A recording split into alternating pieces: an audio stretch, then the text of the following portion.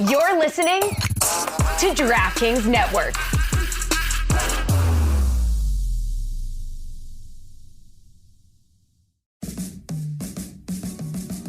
Welcome to the Big Suey, presented by DraftKings. Why are you listening to this show? The podcast that seems very similar to the other Dan Lebitard podcast. I'm sorry, I'm not going to apologize for that. In fact, the only difference seems to be this imaging. I have been tempted in restaurants just walking past tables to grab somebody's fries that if they're just there. That hasn't happened to you guys? I've done it. And now, here's the marching man to nowhere, Fat Face, and the habitual liar. Billy is weirdly, I can't believe I'm saying this, but weirdly, spectacularly efficient as a producer. Why can't you believe you're going to say that? Well, because you're a general yammerer, and the podcast you do is a rambling Stugotz joyride. Well, that's after the edits. That's after 15 Correct. hours of edits for every God Bless so Football. imagine beforehand. No, but so this is why I say sometimes you choose inefficiencies in a way that are breathtaking to me. How so? I just told you. Well, I don't understand.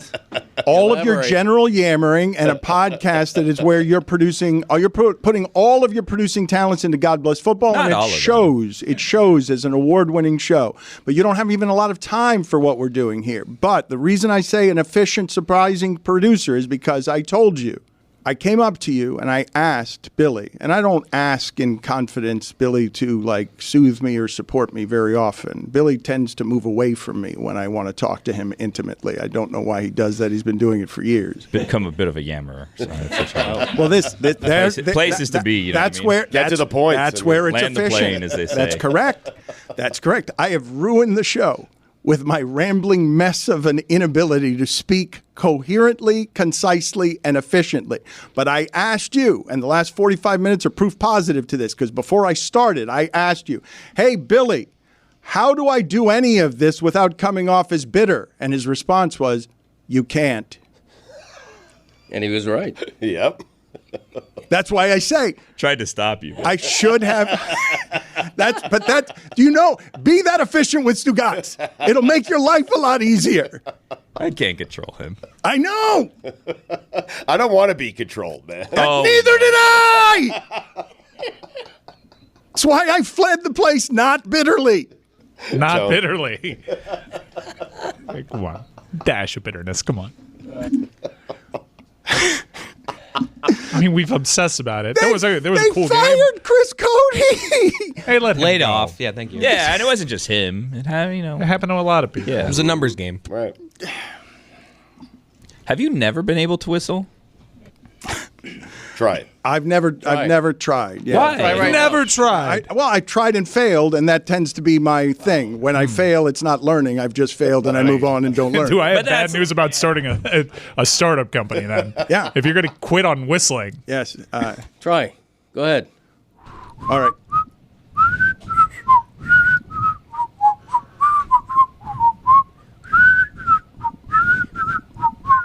That was amazing. Well done. Two-toned whistle from one man. You can't whistle. I mean, You thought that was good? Yeah, it was great. Spectacular. Yeah. Almost as good as the professional whistler the Greg Cody show had on the podcast last year. That was such a terrible bit. Oh, it was great. It was a great bit. That guy was super good. Although you made a good point that it sounded like bird calls. Right. It was Less just than whistling. More than not our best moment. Yeah, no, I thought it was our best moment. A little better than the snuggler. Unfortunately, that was our best moment. Hey, Greg, it's a Tuesday. That's true. It's Tuesday and the holidays are over. Yeah, how about that? You think that we could maybe possibly get... You never know. Yeah, it's on the show topics I sent in. What? It says, back in my days, maiden voyage Nice. of 2024 is ready for launch. Well, it's Tuesday. I mean, Right, what's the Tuesday. surprise here? Holy Duh. shit. Right. Why didn't anyone tell me? We wanted to Tuesday. surprise Tuesday, you. yeah.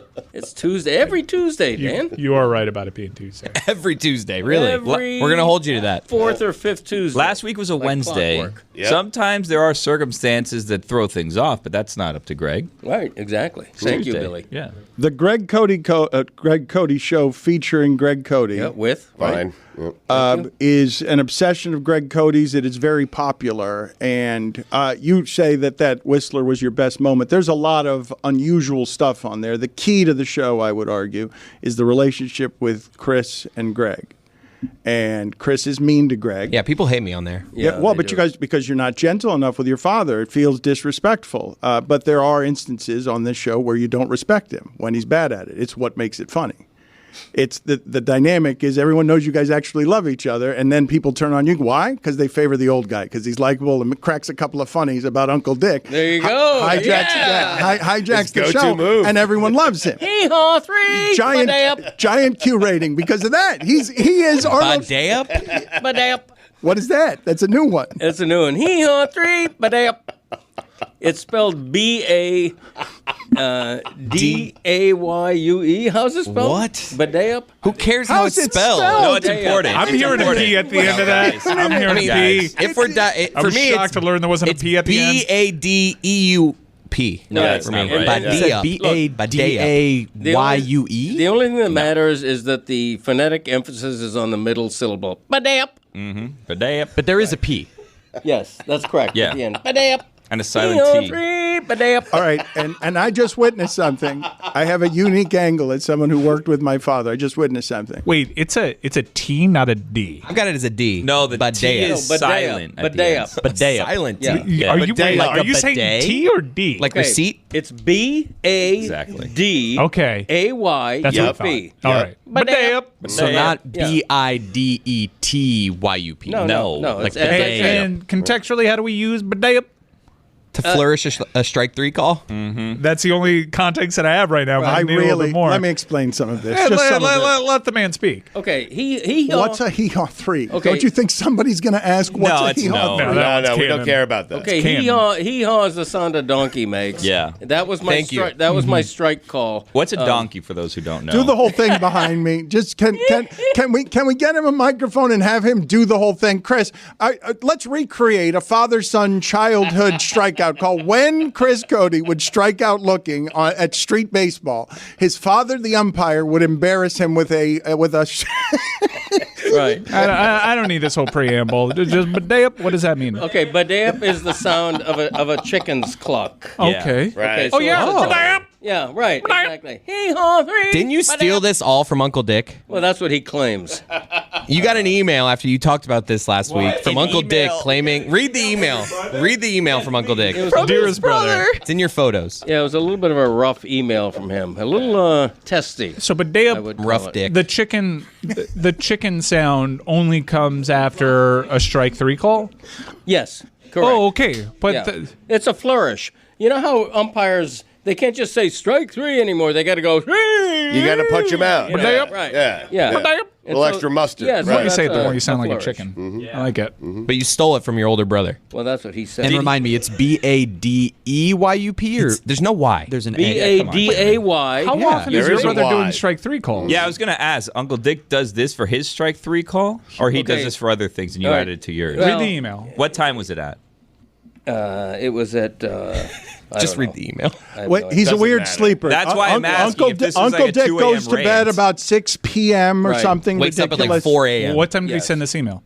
It doesn't say. It just says the date. It was No, 1/8. I'm sure. It definitely says It it. definitely Yes, says it the does. time. Nah, because he took a photograph of it. I don't know how to do that. Just read the took a email. photo. Okay, it Guys, says- what time he sent it is not. It says Yes, it is. It says Hee-Haw 3 Badayup is from an old Rick and Suds barnyard sound bit that I stole from them and you stole from me.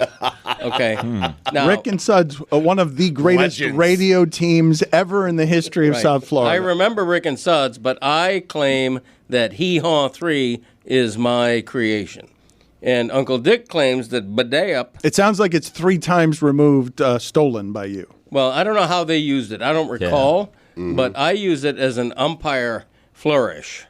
All these years of Hee-Haw 3 and no Badayup. And now the Yeah. Badayup just shows It up. just shows up. I think it's a great accoutrement. Well- It's almost like an exclamation point. It definitely is, but when did you start doing the Badayup that then Uncle Dick heard about it? Because I think this is the maiden voyage on this show. So were you doing is. this privately? I think on my own podcast, I think I just almost inadvertently, almost by memory said it. Hee haw 3, Badayup. And how did Uncle Dick spell Badayup? Because he wrote it in an email, and it's you ridiculous. sent it. That's a good question. Because then Billy. we'll know the official Yes, spelling. Email him back and find out. It's there. Yeah, Give take us a the picture. spelling. It's written Okay. there, right? Give How us did the he spell spelling. it? How did Uncle Dick spell Okay, this? absurdly, he Absurd. spelled it BDEP. Whoa. That's Is there an ridiculous. apostrophe? No idea. No, just BD. Yeah, BDEP, all lowercase. Badayup. Badayup. That's What- something totally different. This is what I would tell you, because I've got to play this clip. I have to. But Chris Cody is frustrated because he produces this as his father, and the father just asked Chris Cody when he didn't know something. The writer, been writing all his life. Hey, Chris, how do you spell that? How do you Right. spell? Yeah, that's right. You're just telling him something. The guy who can't read, you're asking him how to spell something. Okay. Must have gone to community college. Okay, let's be clear. You can't look up this word in a dictionary.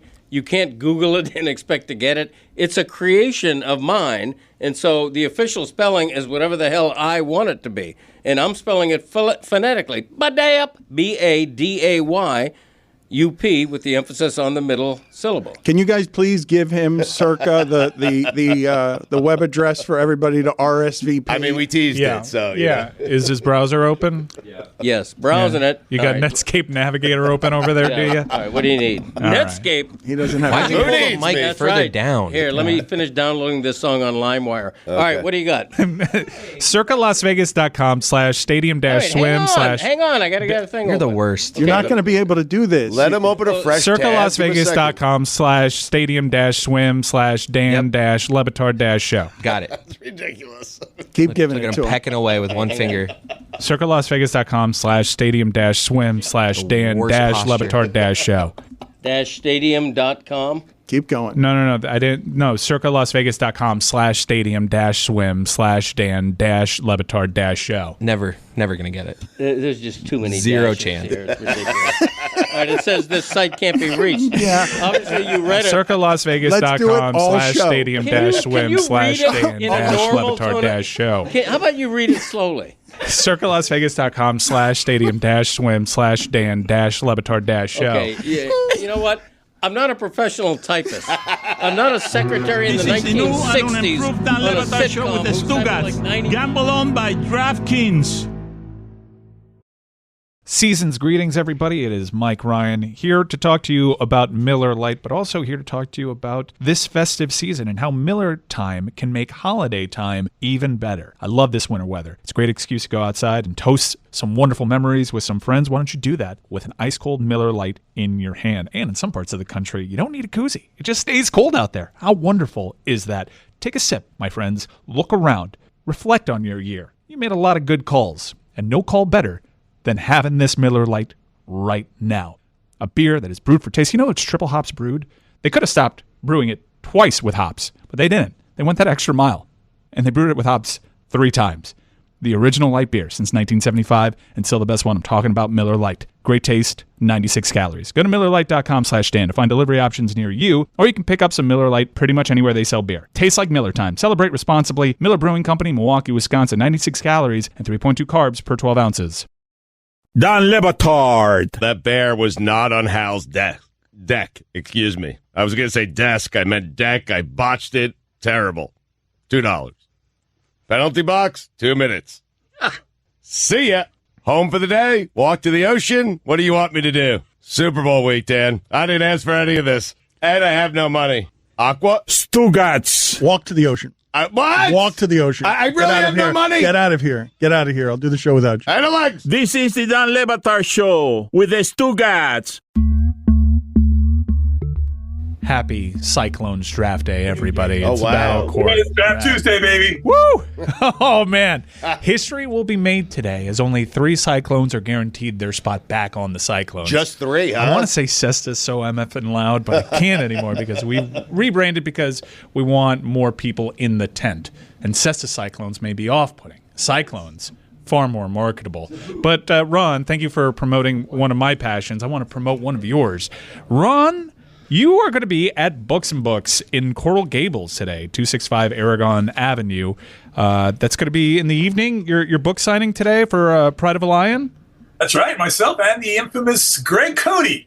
We'll Greg, be with you're gonna me. be at this? Greg, you got a book signing tonight? Yeah, Ron and I together. Yeah.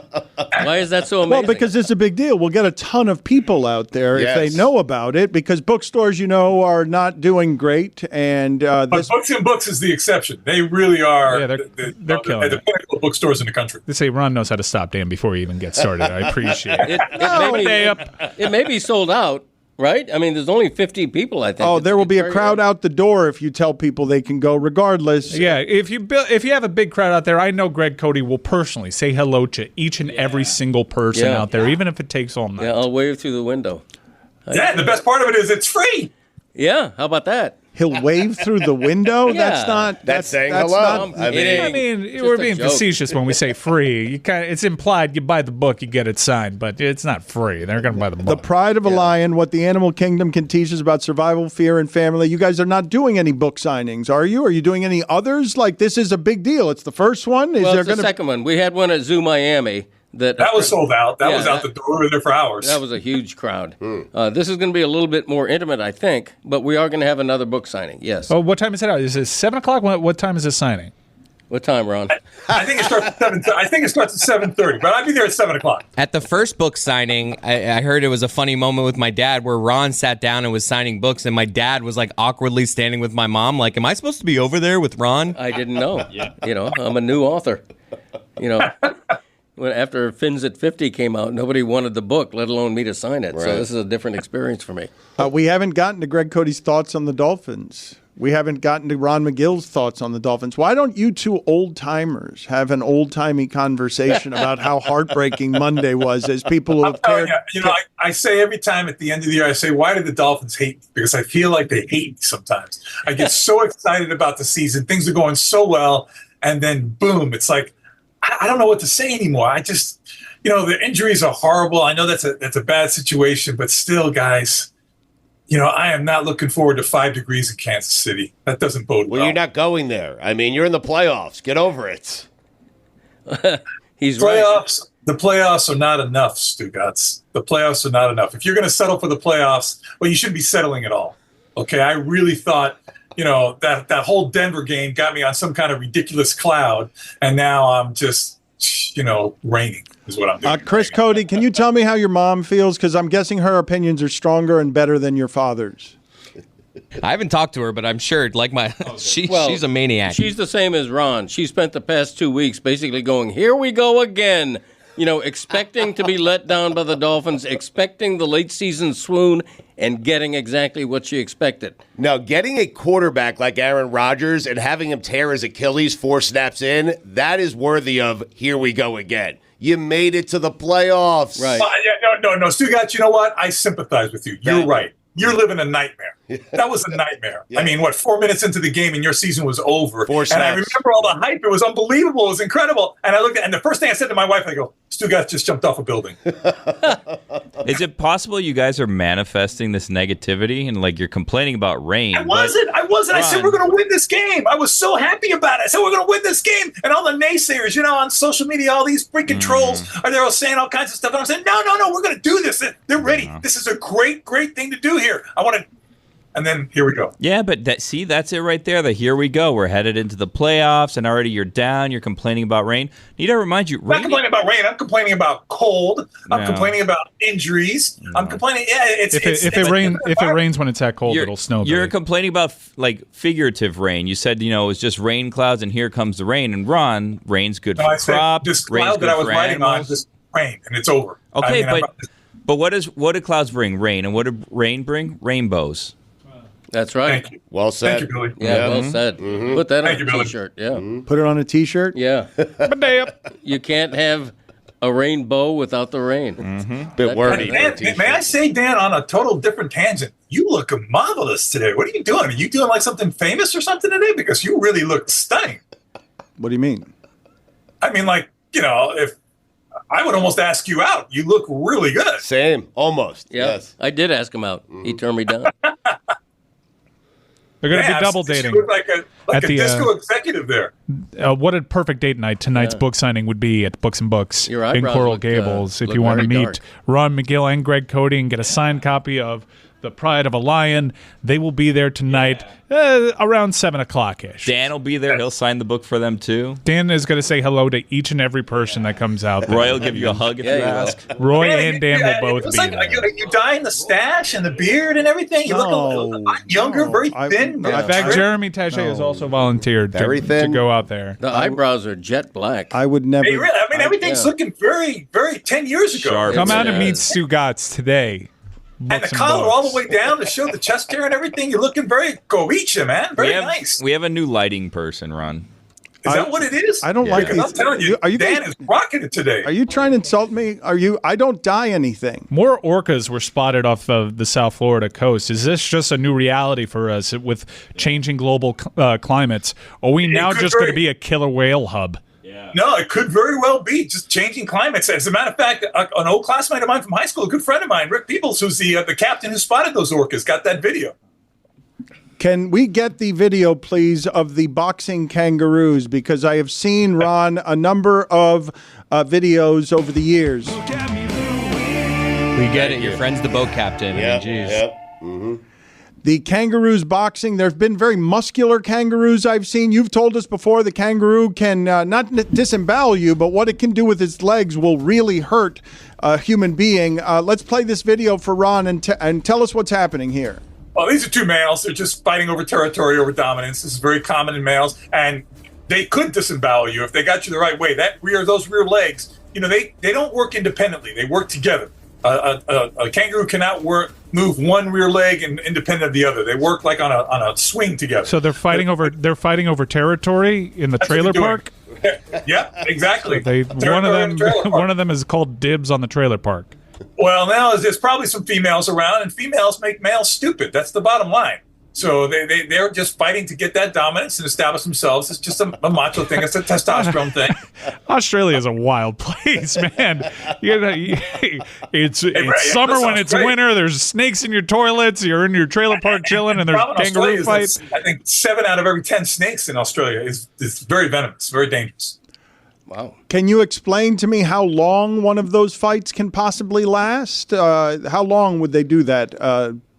It depends. If both of them are feeling very headstrong and both of them think they have a chance, that could go on for, 20 minutes, half an hour. I've never seen it go any longer than that. Is there a best fighter in the animal kingdom? Like not a killer, but just that could do that no one else, if I were, say, put together the ideal boxing match just for entertainment purposes, what's that look like? Gosh, boxing-wise?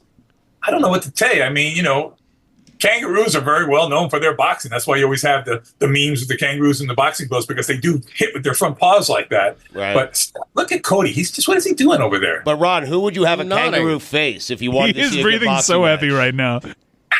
I don't know who I'd have the kangaroo face, because at the end of the day, animals fight with different things depending on what their assets are. A kangaroo against a jaguar has got no chance. I mean, a jaguar's not going to box him. It's just going to bite him in the neck and kill him. It depends on the animal you're talking about. A big python could probably kill a kangaroo before the kangaroo can kill the python, because the python's just going to wrap around him and suffocate him, and he's dead. Incapacitate him. So every animal's got their weapon. Ron, in accepting our new reality that we are now this killer whale hub, as someone who does not like sharks whatsoever, should I be thrilled about this development? What are we inviting in our lives now that there's a killer whale here?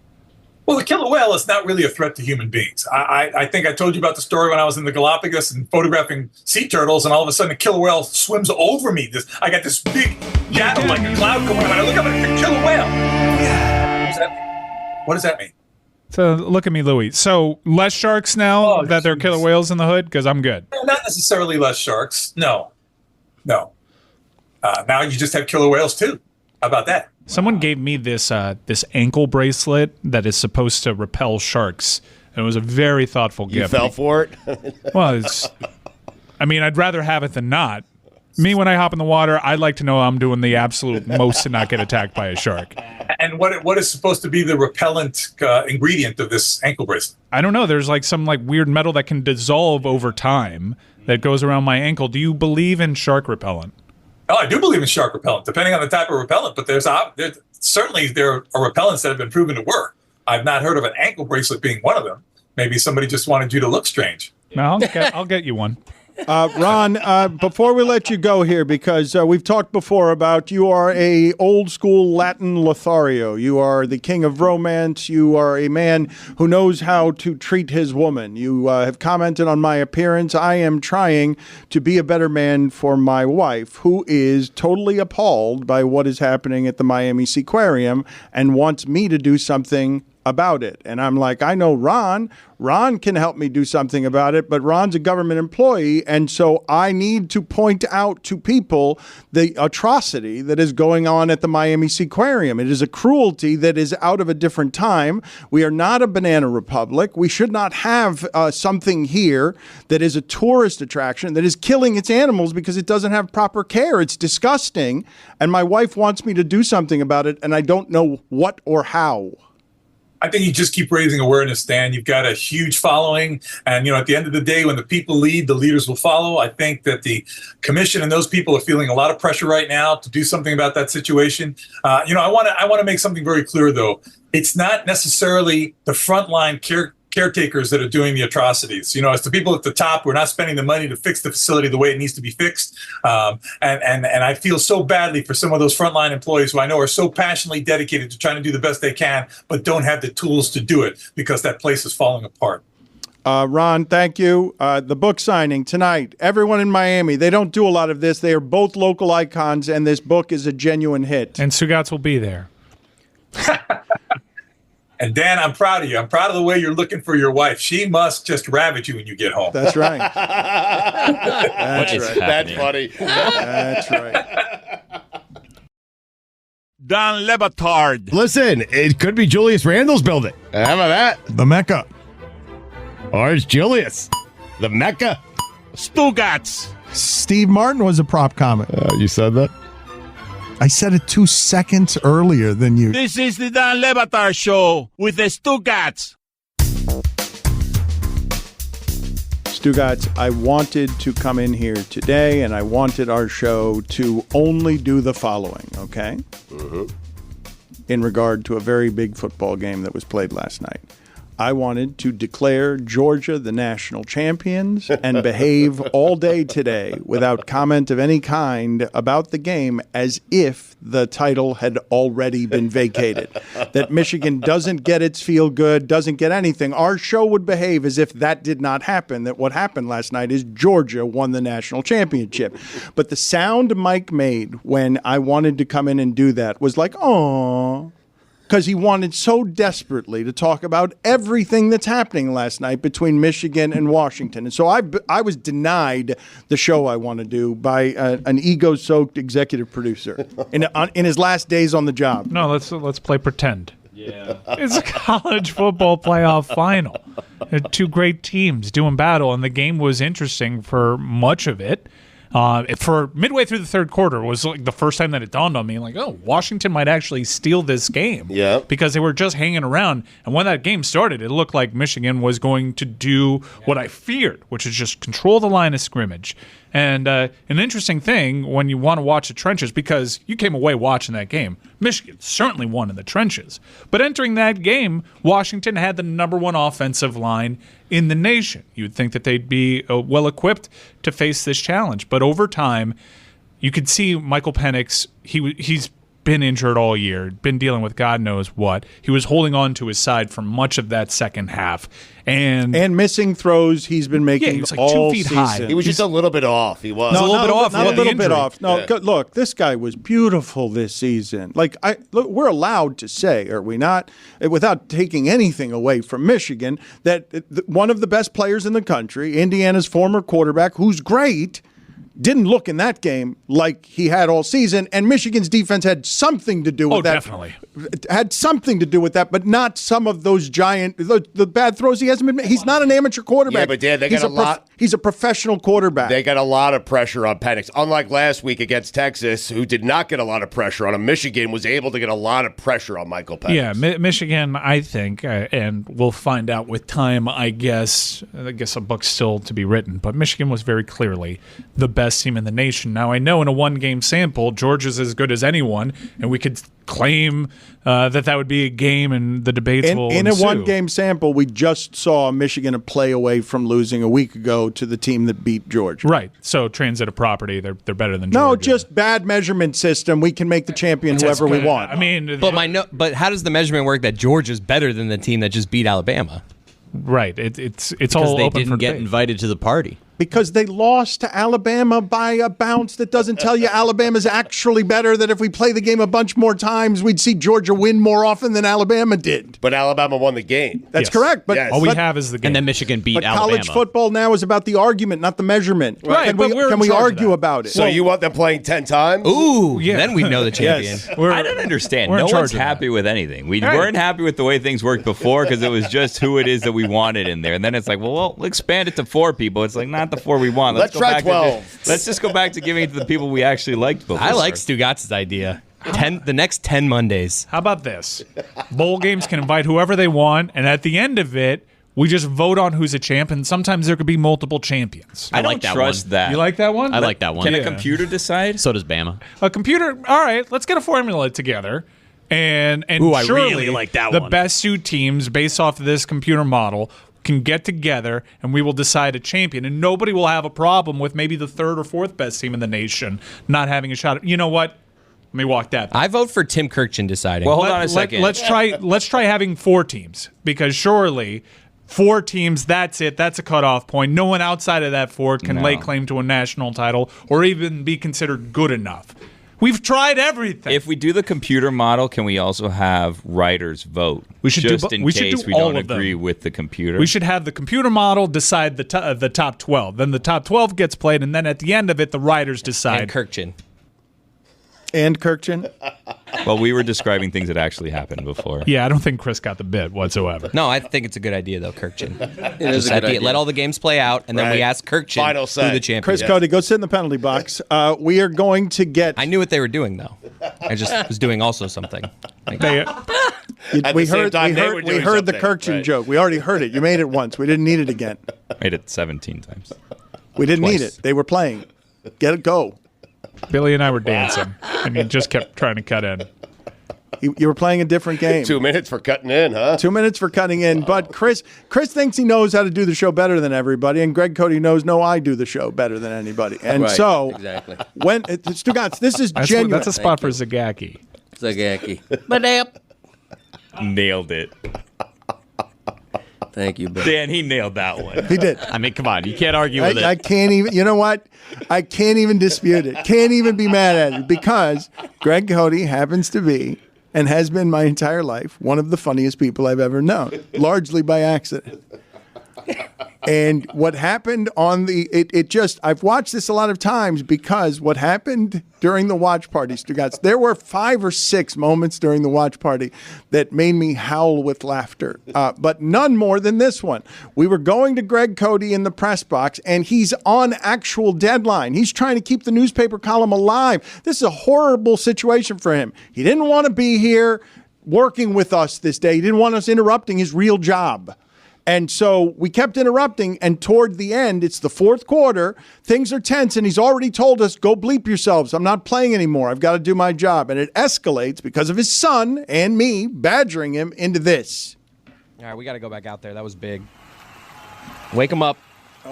He doesn't want to be bothered anymore. Now it's getting tense Yes. because he didn't need that gotta as a focus. result. He needs something that happens. You can see him mother effing. Can we bother? Yes. Are we bothering you right now? Turn on your microphone, Greg. My microphone's on. When my microphone is on, you guys have to come to me. I mean, don't tell me to turn my... All right, you told me to leave my microphone on. I did. So don't tell me turn your microphone on when it's on. Paint the scene. The paint the scene is I got to go to work. Good night. Paint the scene. For the love of God. Ridiculous.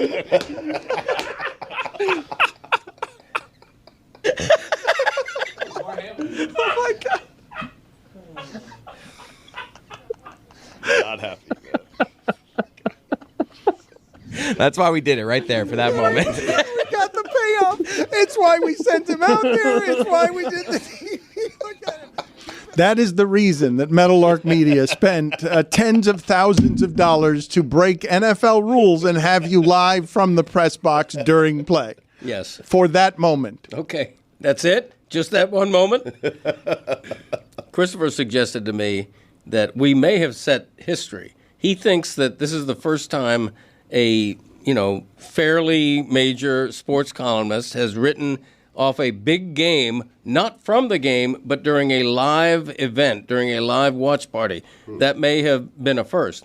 And in that respect, I'm happy to do it because this has been a year of firsts for me. And that was sort of cool. But you were angry and agitated. Well, you were agitated before we started. Did you guys just not watch the game? We're going to do another navel-gazing segment here. Look, Dan likes talking about things outside of the game more than anybody. He had a pretty interesting game. There was plenty surrounding this. It worked. Harbaugh bet on himself. It worked. He basically took a step down. This is a guy that was inches away from a Super Bowl, and he was also inches away from being fired. Because if they play that game amidst the lockdown of 2020, if they play that game against Ohio State, he loses that game, he's probably out of a job. 2 years later, they get this close. And then they finally finished the story last night with Blake Corum coming back with a quarterback that looked like the last few games that they were kind of hiding from everybody despite his first-round grades. A very innovative offensive attack with a quarterback that you have no idea what kind of pro prospect he might be because he's so effectively hidden. And they do this, doing big boy football on the lines, taking it to the number one offensive line in the country, and making this story complete. Michigan, a team that was a juggernaut for me growing up, a team that had a claim to the national title in 1997, became a punchline. And they went all in on Jim Harbaugh. And the bet finally worked, and it wasn't without its hurdles and its tribulations and its adversity, and you don't want to talk about it at all. It's a weird one for me because on top of this, we had a spying scandal, a dude in disguise with glasses that were recording, the head coach that got suspended multiple times for different infractions. This is one of the great college football stories of our lifetime, and you don't care about it, which is interesting to me. It is not actually that I don't care because, of course, I love the storytelling elements of this. But when you've contaminated what I'm watching so much that I know the measurement is super flawed, and you also throw into it the giant business of, Jim Harbaugh will decide whether he wants to be the dirty guy in the pros or in college. The cheating scandal, for me, makes it so that he gets his successful story and his championship. He gets Stugotz off of him, but some of this stuff is super random, Mike. He was a step away from being fired a couple of years ago. It doesn't mean he's not great. He's good at it, but you can also do the worst of things in this sport and go undefeated. Urban Meyer did it before him, and he had to do it to keep up. I'm not certain it gets me off of Jim Harbaugh. Do it without cheating. How's that sound? I mean, all this talk after the game about the adversity this team went through. All self-inflicted. All self-inflicted adversity that they had to climb over. They had to climb over their coach cheating and being suspended from the team. And lying about a hamburger. And all of it seems stupid, and all of it probably reinforces what feels like an inevitability at this point. Jim Harbaugh getting out of this game. As he volunteers, we should all take pay cuts on his way out. But you want me to moralize about the fact that they you also had a hot take. Did we not just have two undefeated Power 5 schools going for a national title after they went through the likes of Alabama? This is everything everybody ever wanted. It was a worthy national championship, and I don't know how you come away with Georgia. the take. I wanted Georgia. Look, Dan, I get it. Against Georgia, They got to beat Bama. I completely get it. You don't love the mainstream media's college football invitational and the teams that get the invite. I understand. But Michigan went undefeated. And in the 10 seasons of the 4-team playoff, there were only 6 teams that went undefeated all the way through. 2023 Michigan, 2022 Georgia, 2020 Alabama, 2019 LSU, 2018 Clemson, and 2017 UCF. And I know what you're thinking. One of those teams is not like the other. Stop. But it's not Alabama's fault that it was a COVID-shortened season. Go to the penalty box. Let Kirkchin decide. I disavow this championship. It is not allowed.